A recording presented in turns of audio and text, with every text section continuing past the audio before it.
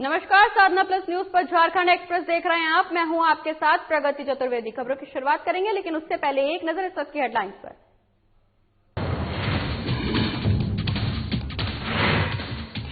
रांची में बीजेपी का हेमंत सरकार पर बड़ा प्रहार। कोरोना काल में सरकार के कामकाज को लेकर उठाए सवाल। कहा, हेमंत सरकार ने केंद्र के संसाधनों को नहीं किया कोई उपयोग। रांची में वसूली को लेकर बीजेपी ने उठाए सवाल का सरकार ने दिया जवाब। वित्त मंत्री बोले, कोरोना काल में कर वसूली का लक्ष्य नहीं हुआ पूरा। वित्त मंत्री ने केंद्र सरकार पर बकाया को लेकर साधा निशाना। रांची में डीएमएफटी फंड के खर्च नहीं होने पर बीजेपी का सवाल। कहा, कोरोना काल में डीएमएफटी फंड से होना था खर्च। वित्त मंत्री ने डीएमएफटी फंड बोलने से किया इनकार। जमीन खरीद मामले में सांसद निशिकांत की पत्नी अनामिका को कोर्ट से राहत। कोर्ट ने 27 जनवरी तक पीटक कार्रवाई पर लगाई रोक। जमीन खरीद मामले में आरोपी है अनामिका।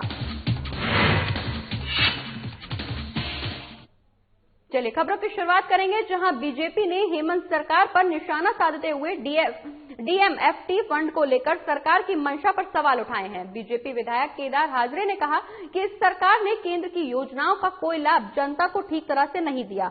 दरअसल बीजेपी विधायक केदार हाजरे ने कहा कि जिलों के विकास के लिए डीएमएफटी फंड का उपयोग कोरोना काल में किया जाना था, पर सरकार इसका उपयोग नहीं कर पाई। इधर डीएमएफटी फंड के खर्च को लेकर जब सरकार से वित्त मंत्री रामेश्वर उरांव से बात की गई तो उन्होंने इस पर कुछ भी साफ साफ नहीं कहा। उल्टा बीजेपी पर ही निशाना साधते हुए ये कहा कि मैंने तो सुना था कि बीजेपी ने अपने कार्यकाल में डीएमएफटी फंड के पैसों को बनारस भेज दिया था, जबकि इन पैसों से जिला का विकास होना था। जो मिनरल से पैसा आता है उस पैसे को भी कोविड-19 में ही खर्च करना था, लेकिन उस पैसे को भी इन्होंने दुरुपयोग किया। उस पैसे का भी इन्होंने कोविड में व्यवस्थित नहीं कर पाए, चाहे वो आइसोलेशन सेंटर में हो, चाहे मरीजों की व्यवस्था करने में हो, नहीं कर पाए। वो अलग अलग राशि है। वो तो भाजपा तो सुनते हैं, सुना है, हम जानते नहीं हैं कि डीएमएफटी का पैसा बनारस भेज दिया खर्च करने के लिए। जो जिलों में खर्चा होना चाहिए था बनारस भेजा गया था, तो उससे क्या कीजिएगा। सुना है, फाइल देखे नहीं है। वित्त मंत्री रामेश्वर उरांव ने कहा कि बीजेपी जिस तरह से सरकार के वाणिज्य कर विभाग पर सवाल उठा रही है, ये दुर्भाग्य है, क्योंकि कोरोना काल में देश दुनिया का भी टैक्स सिस्टम फेल हो गया था। कोई भी राज्य टैक्स कलेक्शन को लेकर अपना लक्ष्य पूरा नहीं कर पाई थी। क्या बीजेपी शासित राज्यों में कर वसूलने का लक्ष्य पूरा हुआ? आगे उन्होंने ये भी कहा कि अब धीरे धीरे स्थितियां सुधर रही हैं और कर भी तेजी से वसूला जा रहा है। बीजेपी को कोई भी आरोप लगाने से पहले अच्छी चीजों को ठीक तरह से समझ लेना चाहिए। वहीं उन्होंने केंद्र सरकार पर भी अपनी भड़ास निकाली। उन्होंने कहा कि बीजेपी आरोप लगाने से पहले ये देख ले कि राज्य का कितना पैसा केंद्र सरकार के पास जीएसटी का बकाया है। इस देश में केंद्र क्या कर रही है?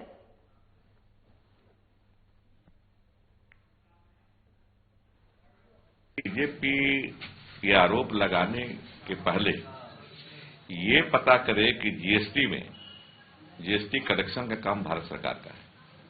कितना कलेक्शन हुआ और कितना हमको हिस्सा दी, राज्य का हिस्सा कितना हुआ। हिस्सा के अलावा भी कंपनसेशन होता, मुआवजा होता है, जो भारत सरकार ने कसम खाया है कि हम देंगे हर राज्यों को, वादा किया है। क्या दी? हम बार बार गुहार करते रहे भारत सरकार से, वो हमको नहीं दी है। अभी कुछ पैसे भेजे हैं, राशि भेजा गया है भारत सरकार से, हम धन्यवाद देंगे, लेकिन अभी भी बकाया हमारा है। तो बीजेपी से पूछिए कि क्या भारत सरकार अपना लक्ष्य पूरा कर पाई है। जो संक्रमण काल हुआ, ये कोरोना का काल, इसमें पूरे दुनिया में, भारत सहित पूरी दुनिया में और भारत में अन्य राज्यों के साथ झारखंड में रेवेन्यू कलेक्शन घट गया। कोई कोई क्षेत्र में तो जीरो हो गया, लेकिन नवंबर के बाद स्थिति में सुधार हो रहा है। भारत सरकार में भी सुधार हो रहा है। राज्यों से जहां भाजपा शासित राज्य है वहां पता लगा लें कि वहां उन राज्यों की वित्तीय स्थिति क्या है। पूरे देश में स्थिति खराब रही और कोई किसी का दोष नहीं है इसमें दोष है कोरोना वायरस। और अब बात देवघर की करेंगे, जहां जमीन खरीद मामले में गोड्डा सांसद निशिकांत दुबे की पत्नी अनामिका गौतम को बड़ी राहत मिली है। बता दें कि झारखंड हाईकोर्ट ने 27 जनवरी तक किसी भी पीड़क कार्यवाही पर रोक को बरकरार रखा है। वहीं 27 जनवरी को इस मामले में अंतिम सुनवाई की तारीख निर्धारित की गई है। देवघर में जमीन खरीद मामले में सांसद निशिकांत दुबे की पत्नी अनामिका गौतम के खिलाफ प्राथमिकी दर्ज कराई गई, जिसमें आरोप लगाया गया है कि अधिकारियों से मिलीभगत कर इन्होंने राजस्व की हानि की है। इसके खिलाफ अनामिका गौतम ने झारखंड हाईकोर्ट में याचिका दाखिल कर शिकायत को रद्द करने की मांग की है, जिस पर पूर्व में कोर्ट ने अंतरिम राहत देते हुए उनके खिलाफ किसी भी तरह की पीड़क कार्यवाही पर रोक लगाई है। बता दें कि राज्य सरकार की ओर से हाईकोर्ट में अनामिका गौतम के खिलाफ कार्यवाही के लिए हस्तक्षेप याचिका दायर की गई है। वहीं सांसद निशिकांत दुबे की ओर से अधिवक्ता RS मजूमदार ने पक्ष रखा, वहीं राज्य सरकार की ओर से दुष्यंत देव ने पक्ष रखा है।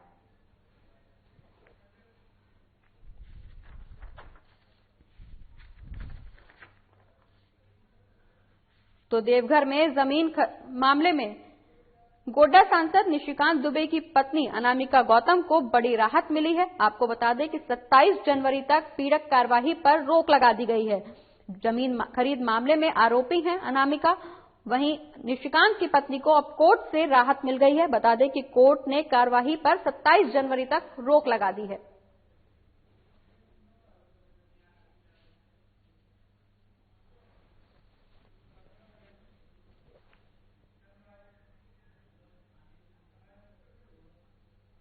बढ़ते हैं आगे, जहां चंचला मंदिर के सामने स्थित सिद्धू कान्हू मुर्मू की प्रतिमा पर कुछ असामाजिक तत्वों ने गंदगी और झूठा पत्तल फेंके हैं, जिस पर झारखंड प्रदेश कांग्रेस कमेटी के कार्यकारी अध्यक्ष सह जामताड़ा विधायक डॉक्टर इरफान अंसार अपने समर्थकों के साथ पर मौके पर पहुंचे। उन्होंने प्रतिक्रिया देते हुए कहा कि जिसने भी धर्म और आस्था के साथ ये मजाक किया है उसे बख्शा नहीं जाएगा। ये उनकी ओछी मानसिकता को दर्शाता है। सभी धर्मों और जाति का सम्मान होना चाहिए। मां चंचला को भी ये अच्छा नहीं लगेगा। जिसने भी इस घटना को अंजाम दिया है, सिद्धू कान्हू मुर्मू त्याग और बलिदान का प्रतीक माना जाता है। मैं जिला प्रशासन से ये मांग करता हूं कि दोषी को अविलंब पकड़ा जाए और उसे दंड दिया जाए। तो चंचला मंदिर के सामने कुछ असामाजिक तत्वों ने गंदगी और झूठे पत्तल फेंके हैं, जिसका पुरजोर विरोध किया गया। आपको बता दें कि इस दौरान विधायक मौके पर पहुंचे हैं। उनका कहना कि सभी धर्म और आस्था के साथ मजाक को बख्शा नहीं जाएगा। ये उनकी ओछी मानसिकता को दर्शाता है जिन्होंने इस घटना को अंजाम दिया है। सभी धर्मों और जाति का एक समान सम्मान होना चाहिए। मां चंचला को भी ये बिल्कुल अच्छा नहीं लगेगा।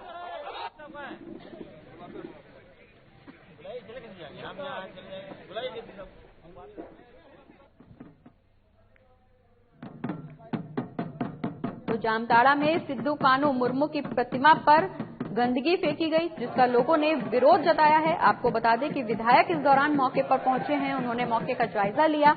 उन्होंने आक्रोश व्यक्त किया है, गुस्सा की है। उनका साफ तौर पर कहना कि मां चंचला को भी ये अच्छा नहीं लगेगा। ये जो घटना है ये बेहद गलत है और इसकी जांच होनी चाहिए। इसमें जो भी दोषी हैं उनको जल्द से जल्द पकड़ा जाए, उन पर कार्रवाई की जाए, उनको दंड दिया जाए। मैं जिला प्रशासन से मांग करता हूं कि दोषी को अविलंब पकड़ा जाए और उसे दंड दिया जाए। ऐसा कहना डॉक्टर इरफान अंसारी का।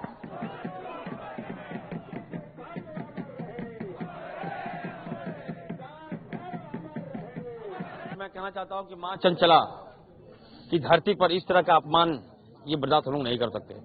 मां चंचला सबकी है और कुछ शरारती तत्व जो है यहाँ आकर मां चंचला के महोत्सव में सिद्धू कान्हू जो झारखंड के वीर है, पूरे देश में वीर है सिद्धू कान्हू, उसके स्टेचू के सामने जूठा फेंक दिया। देखिए आप, ये अपमानित करने का काम किया है कुछ।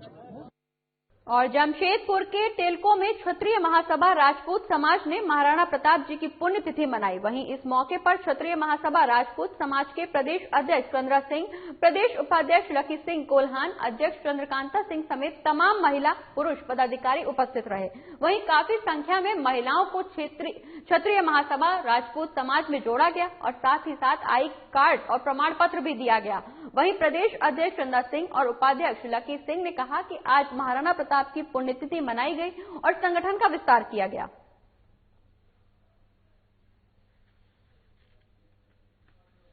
में कार्यक्रम रखा गया है जिसमें टेल्को मंडल का विस्तारीकरण है, जिसमें 25 से 30 लोग आज ज्वाइन किए हैं हमारे साथ। और मंडल में जो भी आज घटना हो रहा है उसको एकजुट होकर के हम लोग मिलकर के जितने ज़्यादा हमारा संगठन मजबूत बनेगा उतना ज़्यादा हम लोगों की मदद कर पाएंगे। और हम अपने क्षत्रिय का ही नहीं, सभी जाति की मदद के लिए हम सब खड़े हुए हैं। इसलिए ये संगठन का विस्तार किया जा रहा है और ये हर जगह जगह पे हो रहा है। आज हम लोग टेल्को में एकत्रित हुए हैं क्षत्रिय समाज की तरफ से। आज महाराणा प्रताप जी का आज पुण्यतिथि है। सबसे पहले हम लोगों ने उनको नमन किया और दूसरा है कि उनका मंडल का गठन हुआ था। टेल्को मंडल में सबको सर्टिफिकेट और आई कार्ड दे करके उनको सम्मानित किया गया। हमारी सभी महिलाएं एकत्रित होकर हम लोगों ने बात विचार भी विमर्श किया कि आगे भी हम लोग को सबको मिल करके क्षत्रिय समाज को भी आगे बढ़ाना है और दूसरे कास्ट के भी है जो भी दुख दर्द है उसमें सम्मिलित होकर उन लोगों का भी दर्द रखना है, उनके साथ देना है। और इसी के साथ खबरों का सिलसिला लगातार आगे भी जारी रहेगा, लेकिन फिलहाल वक्त एक छोटे से ब्रेक का जल्द लौट रहे हैं।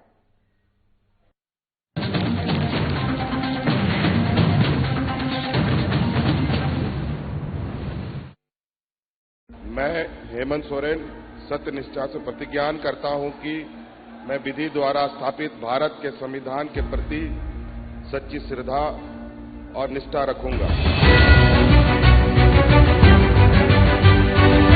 शपथ ग्रहण के कुछ घंटे बाद ही मंत्रिपरिषद की बैठक और जिस पत्थलगड़ी ने राज्य को अशांत कर रखा था उसका समाधान हुआ। हजारों ग्रामीणों पर दर्ज प्राथमिकी वापस लेने का आदेश जारी।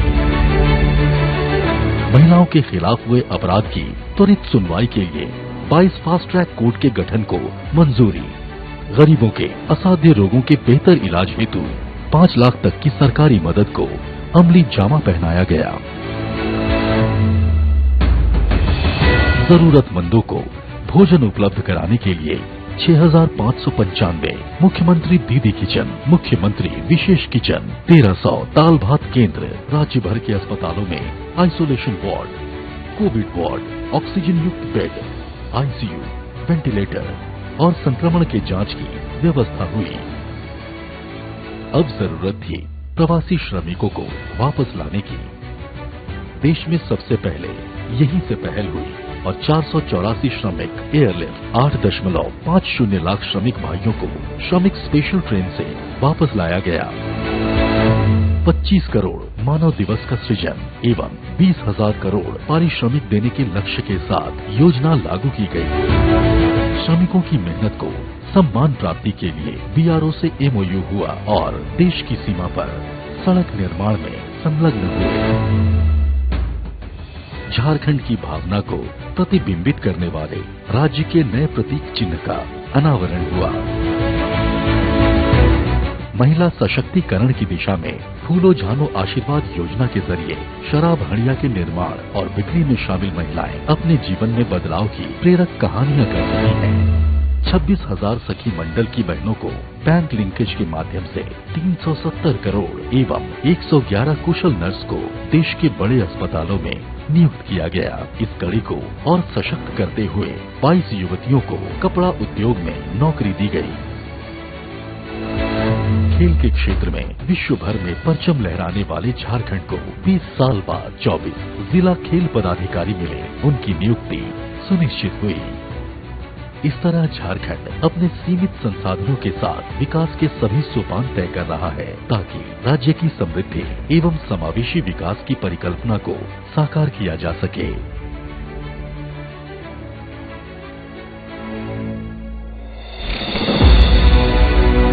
आइए साथ चलें, नए झारखंड की राह चलें। बिहार झारखंड के साथ देश दुनिया की हर बड़ी खबर देखिए फटाफट अंदाज में शाम 7:30 बजे। खबरें सुपरफास्ट सिर्फ साधना प्लस पर।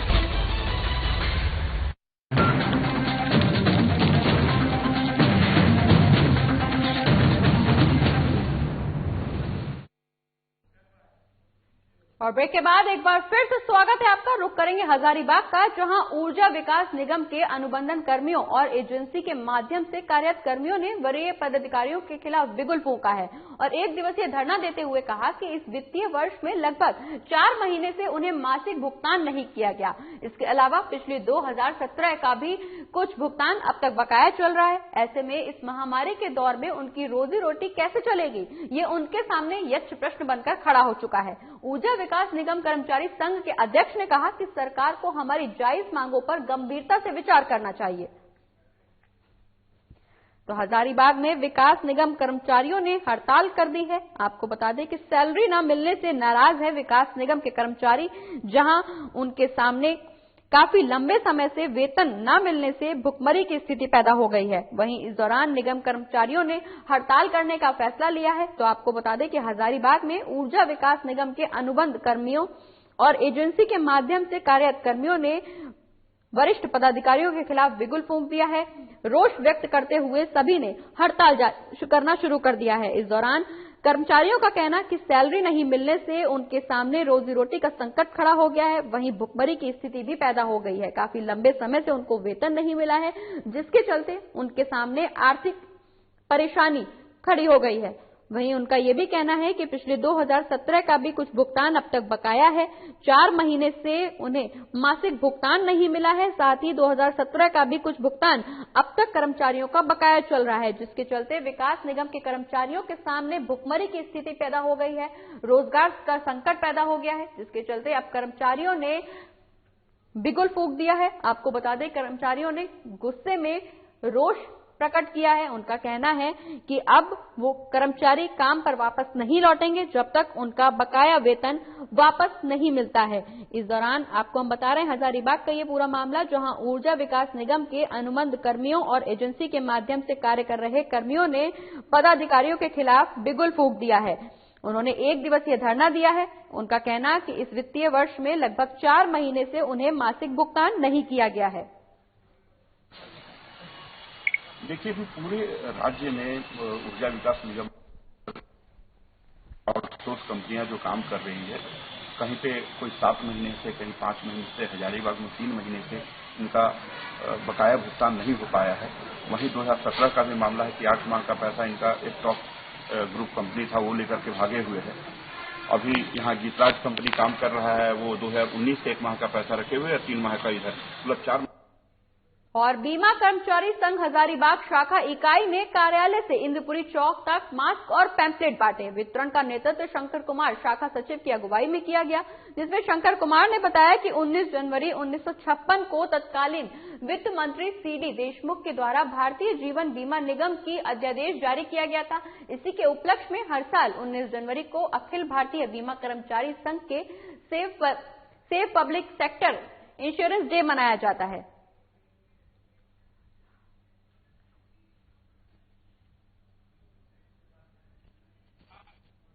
आजादी के पहले भारतीय जीवन निगम की स्थापना 1 सितंबर 1956 को हुई थी, लेकिन उसके पहले 19 जनवरी 1956 को भारत सरकार जो वित्त मंत्री थे सीडी देशमुख, उन्होंने अध्यादेश ला करके जो हमारे देश में 245 प्राइवेट और निजी कंपनी जो काम कर रही थी, उसके विरुद्ध में एक अध्यादेश ला करके भारतीय जीवन बीमा निगम की स्थापना की गई थी।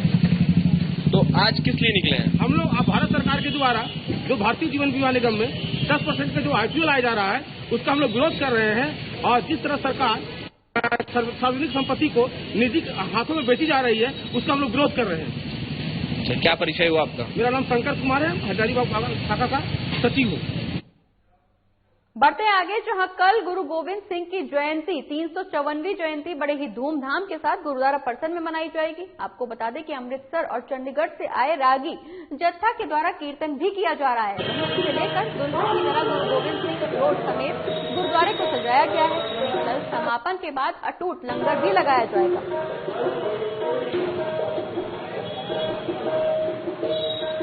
हजारीबाग में कल गुरु गोविंद सिंह जी की 354वीं जयंती बड़ी धूमधाम से मनाई जाएगी। तस्वीरों में आप साफ देख सकते हैं, जहां हरिद्वार में गुरुद्वारे को दुल्हन की तरह सजाया गया है। लाइटों से पूरे गुरुद्वारे को सजाया गया है, जहां लंगर की व्यवस्था भी की जाएगी। तो कल गुरु गोविंद सिंह जी की 354वीं जयंती मनाई जाएगी, जिसके लिए सभी तैयारियां पूरी कर ली गई हैं। गुरुद्वारा परिसर को दुल्हन की तरह सजाया गया है, लाइटों की व्यवस्था की गई है। सुरक्षा व्यवस्था के भी इस दौरान इंतजाम देखने को मिल रहे हैं। आपको बता दें कि कल गुरु गोविंद सिंह जी की 354वीं जयंती है, जिसको मनाने के लिए गुरुद्वारा प्रबंधन ने तैयारियां पूरी कर ली हैं।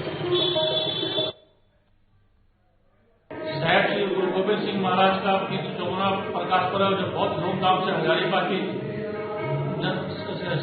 जनता मना रही है और इसमें भव्य कार्यक्रम हो रहे हैं। पूरी रोड को तुरंत सजाया गया है, अच्छी लाइटिंग की गई है और कल का जो विशेष प्रोग्राम है 9 से 1 बजे तक चलेगा, जिसमें चंडीगढ़ से रागियता भाई कमलीन सिंह जी और दरबार में अमृतसर से भाई विक्रमजीत सिंह जी पहुंचे हुए हैं। वो संगत को अपने कीर्तन द्वारा निहाल करेंगे।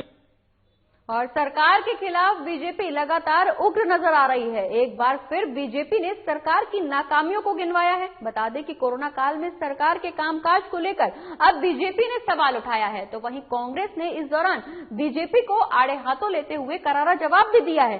देखिए हमारी एक खास रिपोर्ट।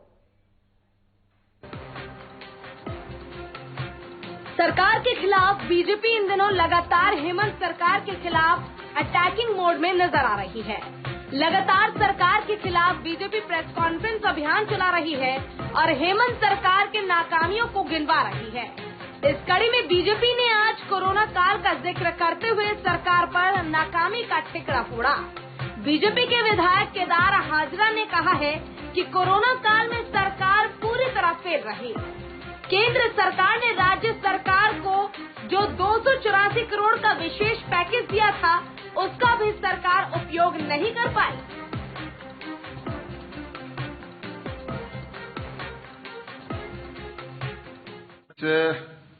कोरोना महामारी में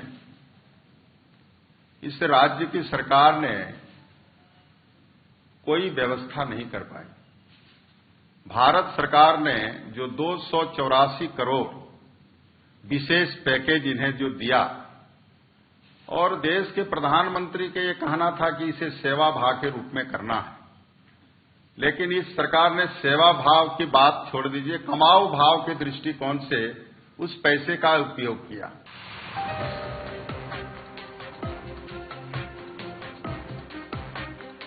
इतना ही नहीं, केदार हाजरा ने कोरोना काल में सरकार पीडीएस सिस्टम पूरी तरह फेल रही ऐसा भी कहा और लोग भूखे मरे। सरकार लोगों को पर्याप्त रूप में अनाज भी उपलब्ध नहीं करा पाई, जबकि प्रधानमंत्री ने 9 महीने तक अनाज देने की बात कही थी।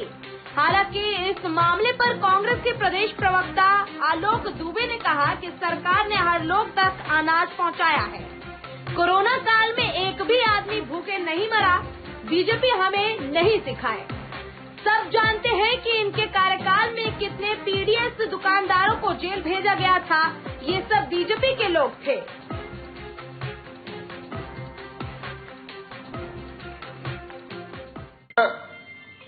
भारत सरकार ने जो 20 लाख करोड़ स्पेशल पैकेज पूरे राज्यों को दिया था और जो अनाज इन्हें उपलब्ध कराया था, उस अनाज का भी इन्होंने सही रूप से उपयोग नहीं किया कोरोना काल में।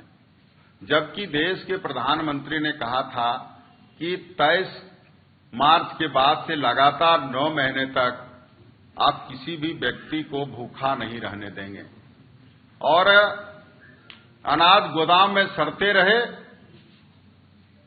लेकिन इन्होंने उसकी जो इनके पीडीएस सिस्टम था उसको इन्होंने दुरुस्त नहीं कर पाया। इसका परिणाम हुआ कि भूखल घासी जैसे गरीब परिवार, दलित परिवार की इस कोरोना काल में मृत्यु हुआ। एक भी व्यक्ति भूखा नहीं मरा। संतोषी संतोषी भात भात कह के मर गए। क्यों झूठ बोलते हैं ये? कितना झूठ बोलिएगा राज्य की जनता से? इतना ही बिल्कुल सड़े हैं इनके क्षेत्र में गोदामों। ना दिखाओ, एक भी दिखाओ कहाँ गोदामों में हमारा अनाज सड़ा। एक गोदाम दिखा दो ना, तो हम मान जाएंगे आपके। आप तो समझौते करते थे। भाजपा के कई बड़े नेता, 1000 से ज्यादा डीलर के ऊपर में कार्रवाई हुई, एफआईआर हुआ। किन लोगों को इन्होंने डीलर बनाया था? प्रवासी प्रवासी मजदूर को लेकर भी बीजेपी सरकार पर जमकर बरसी। विधायक केदार हाजरा ने कहा कि कोरोना काल में ये गठबंधन वाली सरकार ने प्रवासी मजदूरों को सड़कों पर छोड़ दिया। इन्होंने कहा था कि प्रवासी मजदूरों को रोजगार देंगे, पर कहाँ है रोजगार? कितने लोगों को इन्होंने रोजगार दिया? हालांकि इन आरोपों पर कांग्रेस के प्रदेश प्रवक्ता आलोक दुबे ने बीजेपी को आड़े हाथ लेते हुए कहा कि बीजेपी हमें आईना न दिखाए कि हमने क्या काम किया है। इस राज्य में कोरोना की विपरीत परिस्थितियों में मजदूरों के लिए, आम आदमी के लिए और इस राज्य के लिए बेहतर से बेहतर काम किए गए हैं।